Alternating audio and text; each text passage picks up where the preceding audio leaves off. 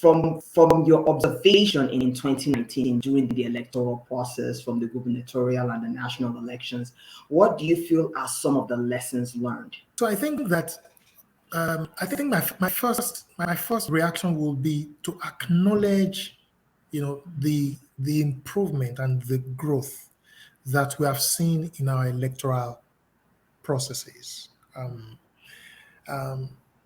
Because sometimes we are so sucked in by the lingering challenges, so it takes away our attention from recognizing and actually applauding ourselves for the progress that we have made. There was a period in our electoral history that we had a voter register that had Muhammad Ali, Mike Tyson, and the rest of such names, in our list, in our voter register. Oh, Today, seriously? oh yes. Wow. Today we have made significant progress in terms of how do we ensure the integrity of our voter register. There was a period in our electoral system, in our electoral history, where we had an INEC that was completely closed to the public under the leadership of Iwu, for example. Today, we have an INEC that is very collaborative, very deliberate and intentional in reaching out to political parties, media organizations, civil society groups, international organizations, to be able to work collaboratively to improve the electoral process, logistics, planning, transparency, accountability, and the conduct of the elections as well. There was a period when, every elections comes with ballot snatching, and ballot stuffing and all of that. They still do happen, but you'll find that, we can also not fail to acknowledge progress that we have made as a result of the infusion of technology into the electoral processes. So I think it's important that we understand that our elections are no longer like they were in 1999 or 2003, or even the worst elections that we all refer to, 2007. Post 2007, we have seen progress, and I think that a lot of those progress are the result of lessons learned. Some of those lessons were, how could we, for example, reduce the opportunities for voter ballot snatching, ballot stuffing. And so the electoral reforms that we have seen, up to this point, is always building on lessons learned.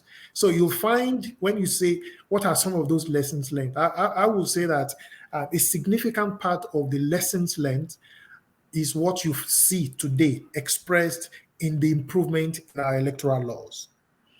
A significant part of the lessons learned is what you see today expressed as an INEC that is more transparent and that is more invested in elections planning, in a more systematic way. It's as a result of the lessons learned.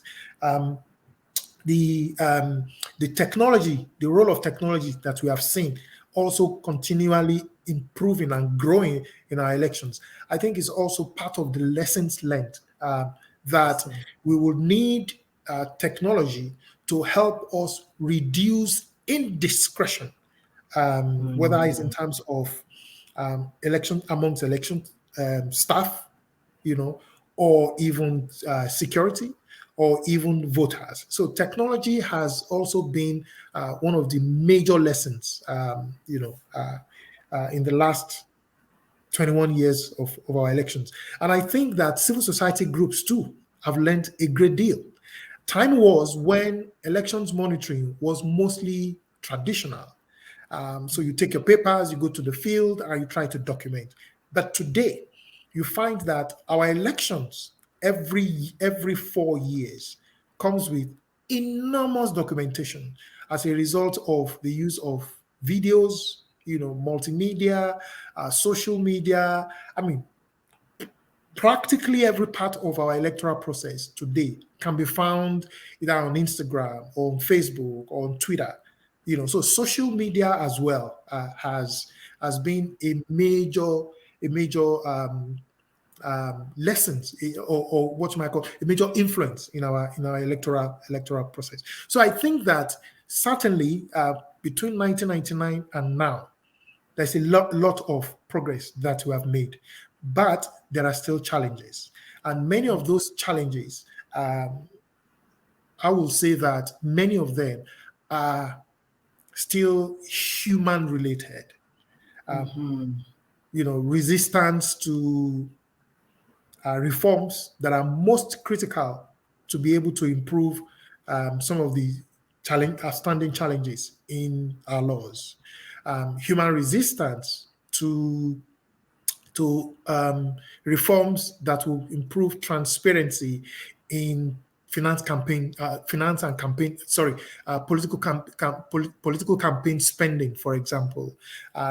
Resistance to reforms that will hold electoral offenders or elections offenders accountable.